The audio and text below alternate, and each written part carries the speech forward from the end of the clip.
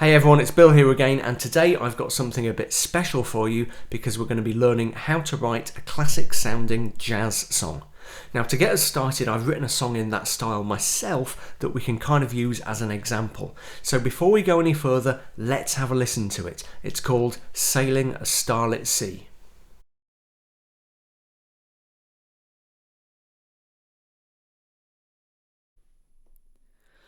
Life can be dull if you never leave the town, with days so full of worry and of care. There's so little to be bright about, so much to get uptight about. I'd rather be, anywhere but there. I'd like to go where weather offers hope for something better, to a place where meetings never overrun, away from phones a-ringing and the endless emails pinging, where the one task on the task list is have fun.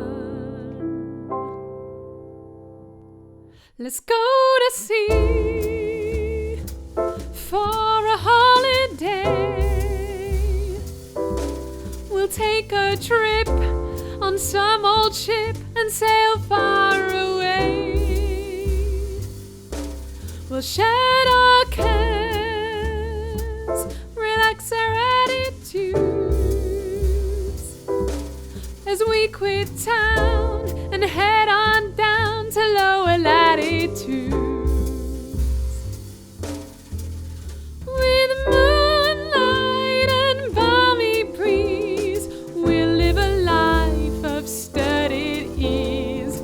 Each night on a lazy swell, we'll lay our plans to voyage to new lands. Hey, maybe it's just as well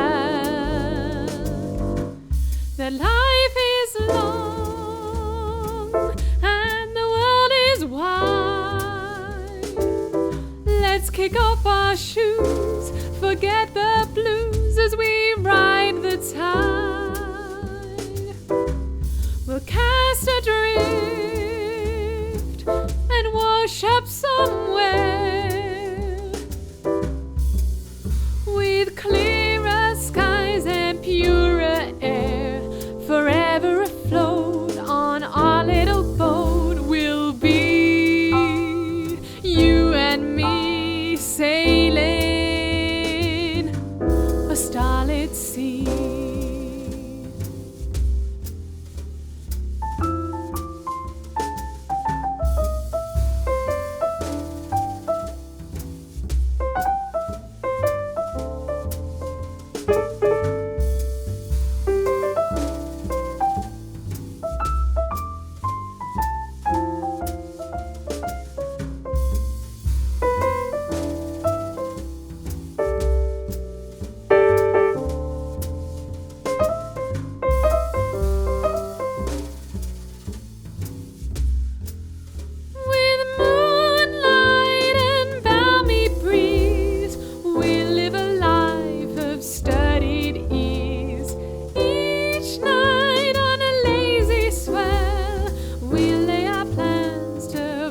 To new lands, hey, maybe it's just as well.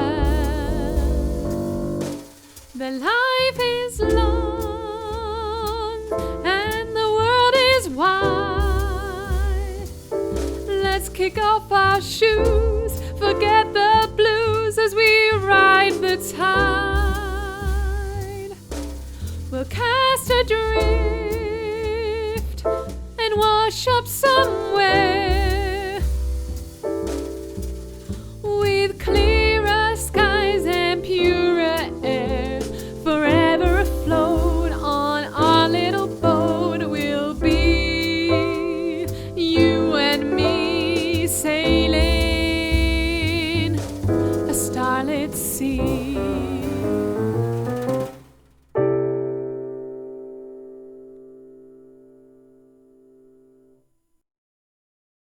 Okay, that was the amazing Morgana Warren-Jones on vocals, by the way. I've put links to Morgana's Facebook and Twitter pages underneath this video, so do go and give her a like and a follow.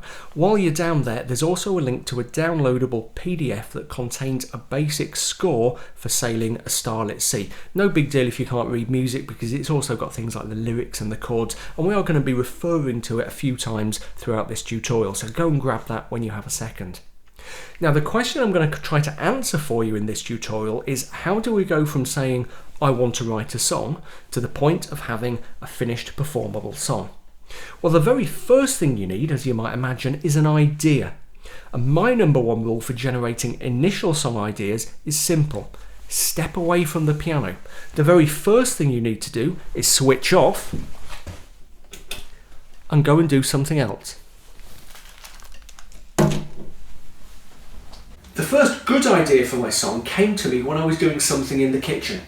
Chopping onions, peeling potatoes, something simple like that. And it was just a fragment of melody.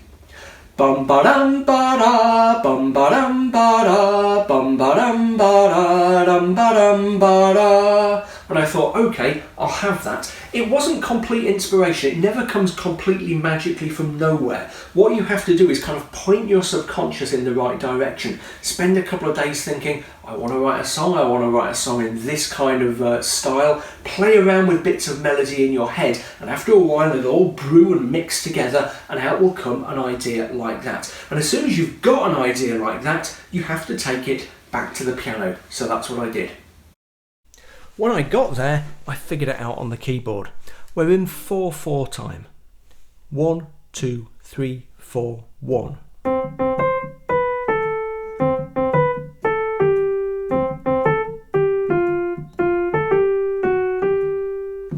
Now, that melody ended up changing quite a lot before it got into the final song, and I'll explain the reasons for that shortly.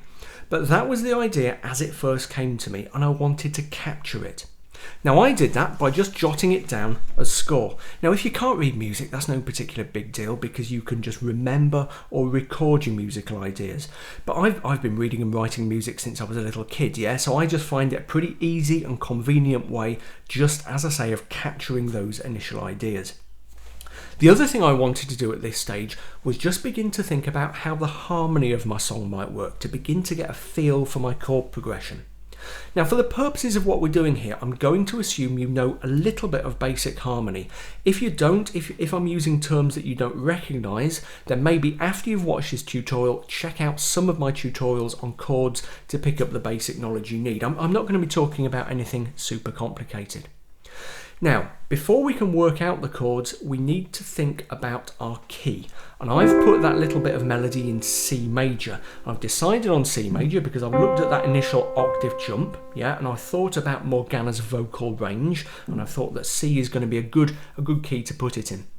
I also thought that this very first bit would probably just be what we call a pickup, a little introductory line that doesn't fill a whole bar and which isn't counted as part of the main chord progression. It comes in ahead of the main progression. So that means that the first chord of my main progression is probably going to be something under this note A. Okay, at the start of the first full bar. So the diatonic chords, the natural chords of C major, give me quite a few options under that A. I could go for A minor, but it doesn't quite work. It's a little bit dark, and it risks sending the key off away from C major and in the direction of A minor. That's no good. I want to be bright and upbeat. I want a major sound for my progression. For the same reason, I don't want to use D minor, which is also diatonic to C. Okay? It kind of fits harmonically, but it isn't right for my song. So to get a more major sound, I could try something a little bit more exotic, like C6. And that chord kind of fits the sound I'm after, because sixths chords are actually very common in jazz. The problem is that it doesn't seem to move the progression forward to my ears. It doesn't really give me a sense of going somewhere, considering the context of the melody. So in the end, I went for F as the first chord. It's perfectly fine, by the way, to have a different chord from the tonic chord of the key as the first chord of your progression.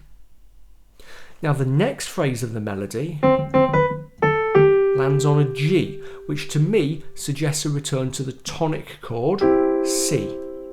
Then we come down to an F.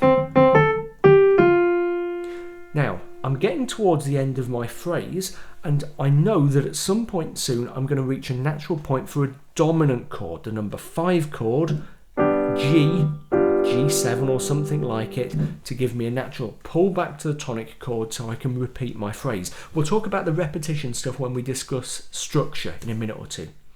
So under that F, I'm not quite at the stage where I need my dominant chord yet, but under that F it makes sense to have a chord that leads to a dominant chord. Okay, luckily we have D minor, which is a predominant chord and gives us a natural journey to the G, the dominant chord. Okay, you might have heard of 2-5-1 progressions. Yeah, so D minor is the number 2 chord in C, G is the number 5 chord, and C is the number 1 chord. So under that F, it seems natural to put a D minor, so then we can go in the next bit of our melody to the G chord, and then back to a C. That F sharp is not natural to the key of C. That's just what we call a little bit of chromaticism. It's just a little bit of a jazzy feeling there. I could have used an F natural. Okay, but the F sharp gives us a slightly jazzier sound. So there are my first 4 chords. F, C, D minor, G, and back to C. Those chords are going to change, but we've got something to work on at least, okay? That fragment of melody and chords I've ended up there, you know, it might not seem like much, but actually we can reuse and develop it, and it's going to be the heart of our song. While I was working on that basic melodic idea, I was also beginning to think about how my lyrics might work. Here you can see on one of my pieces of manuscript paper, as well as writing down notes and stuff at the top, I've also started jotting down words and phrases that were just occurring to me. And they eventually became this. This is the main lyric sheet where I worked out the song's words. Now the basic theme of Sailing a Starlit Sea is pretty simple. It's, hey, let's get away from our ordinary everyday lives and do something more fun, which, let's face it, is a pretty common theme for songs. I didn't go in thinking that would be my theme. Sometimes you do, sometimes you have the inspiration to write on a particular subject, sometimes you have to write on a particular subject because you're writing a song for a show or whatever. What happened here though is that I had the melodic idea and the shape of the melody started to suggest words. And those words were kind of, very much half-formed. It was, let's do this, let's do that, ba-dum. And it seemed to kind of suggest a list of things that the singer of the song might be talking about doing.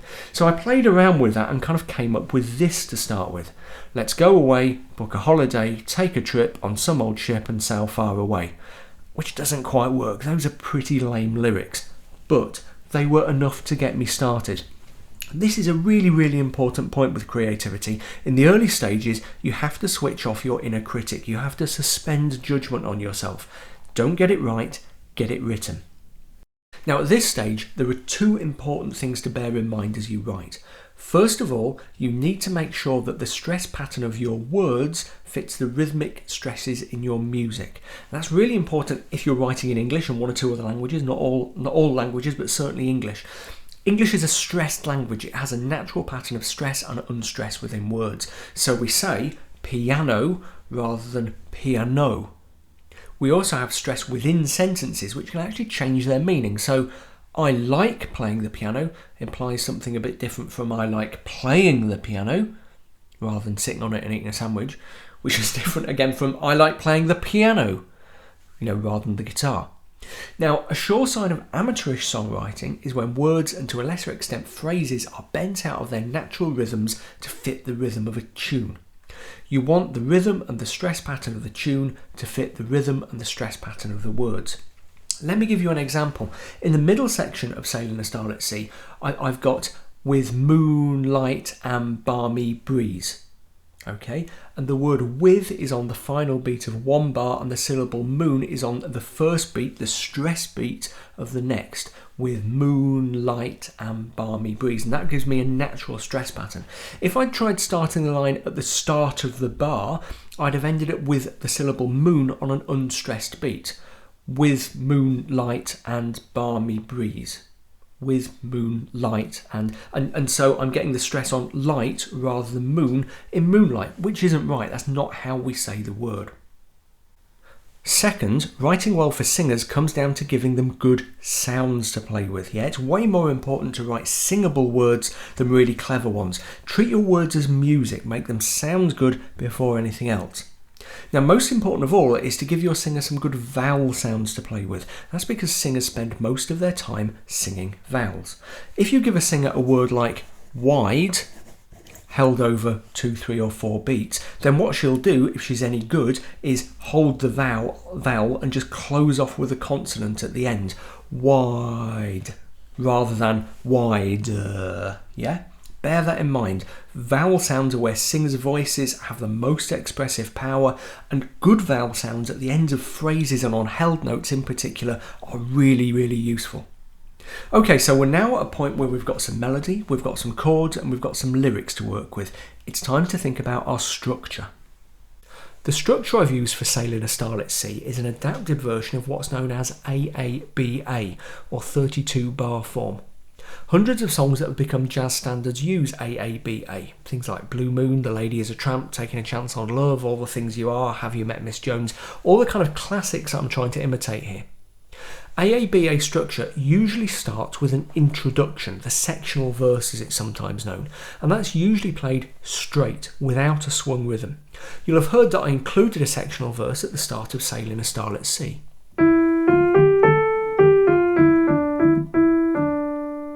It's just played once and it never returns. Then we get on to our main AABA structure. It starts with the first A section, which is usually 8 bars long, and it's where the main theme is stated.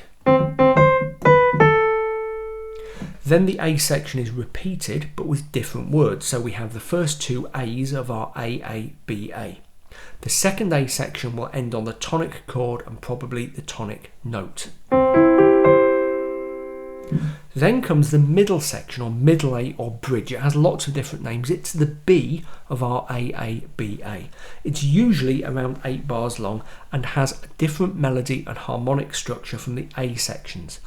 Often it switches to the relative minor key of the song, so if the song is in C major, the middle section might jump to A minor, or it'll just jump to the 4th chord. Yeah, so from if it's in C, the middle section might start in F, or it might jump out of key altogether and work its way back to the tonic key, or it might do something different. I'll talk about the B section of Sailing a Starlit Sea in a second because it's just a little bit non-standard. After the B section, you've guessed it, the main A section comes back.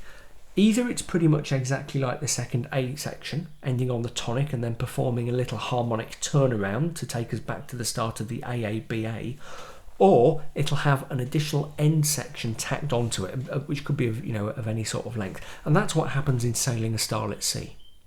The great thing about having a structure like AABA is that once you've got a couple of creative ideas, even if they're just really small ones, you can drop them into the structure, yeah? Look at where they can work, where they can fit, and look at where the gaps are between them so you know what you need to do next.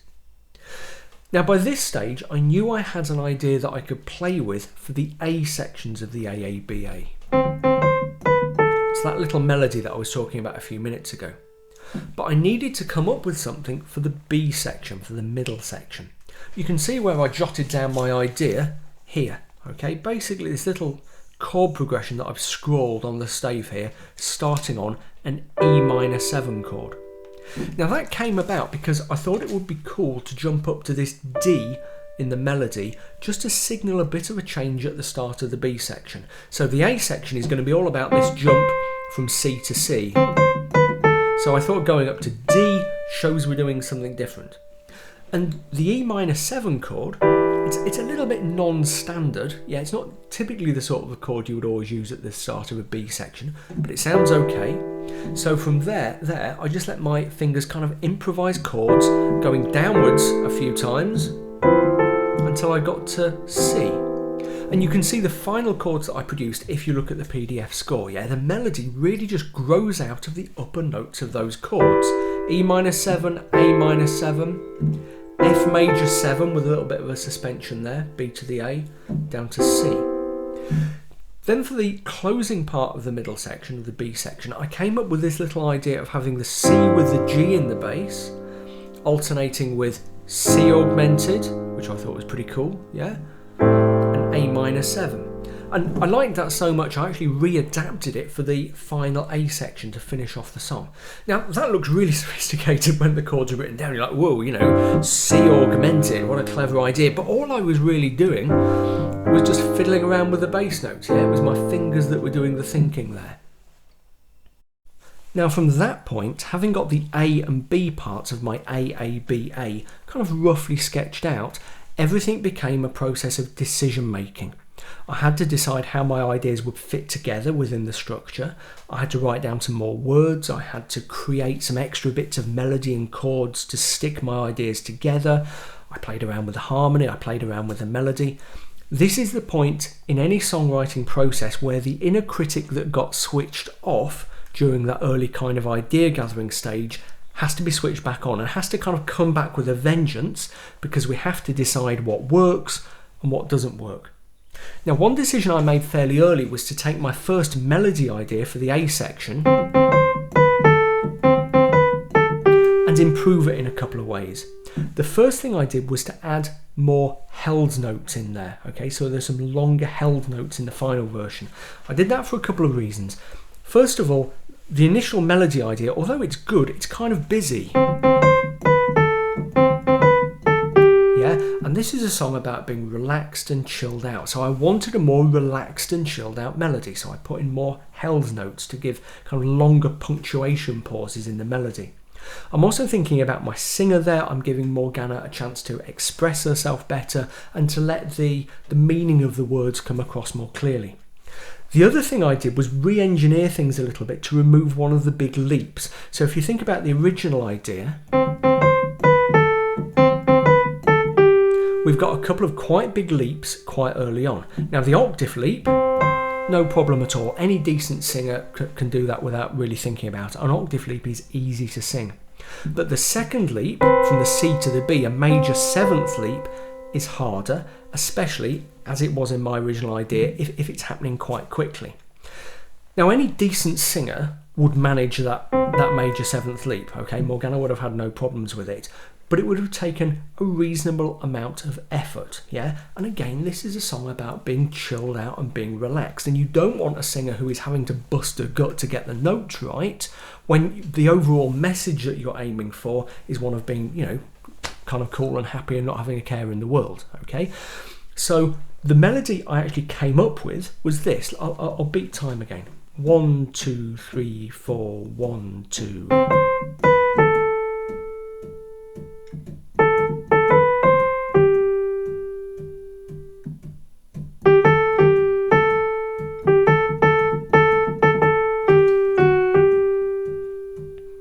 Okay, so it's still recognisably the same musical idea as my original, okay, or whatever it was, but I've changed it and I've adapted it, and I think I've improved it, okay? And the process of change and adaptation was all about making things easier for my audience, making things easier for my singer, yeah? So it's not just about coming up with a cool melody, it's about thinking about the overall effect, the overall meaning of the song, what the singer's going to be doing, bearing all of those things in mind. Now, one of the happy side effects of lengthening that melody is that it got to the point where it filled a full 8 bars. So in other words, that initial melody idea is now stretched out to fill a full A section of my AABA. So you can see the first A section if you're looking at the score in bars 18 to 25 inclusive. The pickups kind of complicate that, but you should be able to see what I mean. Then the A section is repeated, the second A section in the next 8 bars, with just a tiny variation at the end. Okay, so the first A section at the end on the word away ends on a G with a C major 7 chord in the bass. So that's kind of, we've got back to the tonic chord, but it's not a complete feeling of ending because the melody is ending on a G. The second A section ends on a C with a C chord in the bass. So we have a much more of a feeling of completeness, of closure, before we move on to the middle section. The third A section is basically just the same as the first A section, but then, as we said, we have that kind of extended end section which starts in bars kind of 52, 53 at Will Cast Adrift and uses that material from the middle section. Okay? Now, there's a really useful lesson to learn in all of this, yeah? If you think about what I've done so far, I haven't had to come up with many original ideas. Okay, so there's an idea for the A section, there's an idea for the B section, well, a couple of ideas for the B section maybe. One of those ideas for the B section I've reintegrated into an A section at the end, but it's just 2 or 3 basic ideas for the whole song, apart from the verse, which we'll come to shortly, yeah? And all I've done is play around with them, vary them, and combine them a little bit so they fit into the overall AABA structure. I haven't had to do loads of actual creating of original stuff from nowhere.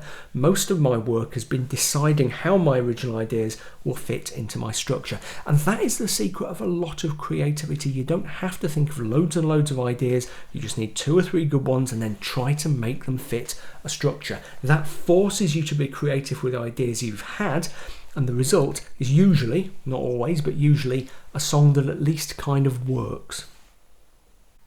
Okay, having got my main AABA sorted out, only then did I think about the sectional verse, the thing that comes right at the beginning of the song. What I did there was write the words first, so here we are back with my draft lyric sheet, and as you can see in my terrible handwriting, I've scrawled down some words for the verse, just on the right hand side there, next to my main AABA lyrics. What I did then was just take those words and set them to music. So you can kind of see that this whole do I write the words or the music first question is kind of missing the point. You can do either, yeah, or you can do both. I've used both approaches in the same song. Now, setting words to a melody is an area where, yes, a little bit of technical musical knowledge is useful. Probably the best thing to do is to walk away from the piano and work out a melody in your head, kind of get the words in your head, and then a melody you should find reasonably easily begins to suggest itself. Once you've got a melody worked out, take it to the piano and work out the chords, okay? We've talked a little bit about working out chords earlier in this tutorial, but I have got some other tutorials on it. In particular, I've got one tutorial from a little while back about how to work out the chords to a song. I'll add a link to that in the description field underneath this video. And if this is something that you guys are interested in, I'll maybe make a couple of more kind of detailed technical tutorials on the subject fairly soon. So that's kind of it, that's my song. Just have a look one last time before we go at some of the early drafts, yeah, my words and the score. And these aren't the only sheets by any means, there were quite a few. Look at how much editing and crossing out and mucking about there is. These things do not arrive perfectly formed. It's very much a case of gathering the raw materials and kind of bolting them together in different ways and deciding what works well where. But hopefully that's given you a taste of how the process works, or how it can work, because it's different for everybody. As usual, if you've enjoyed this, do please remember to subscribe to my channel, follow me on Facebook and Twitter, and check out my books. If you're just learning about chords and stuff, then how to really play the piano in particular, which is available both in print and ebook editions, will serve you really well. Lots of people like that and have found it useful for learning the basics of chords and harmony. So that's it. I will see you next time. Okay, don't fall over a phone. If necessary, we can put it on the clamp. We'll do a couple and see how it sounds. Right.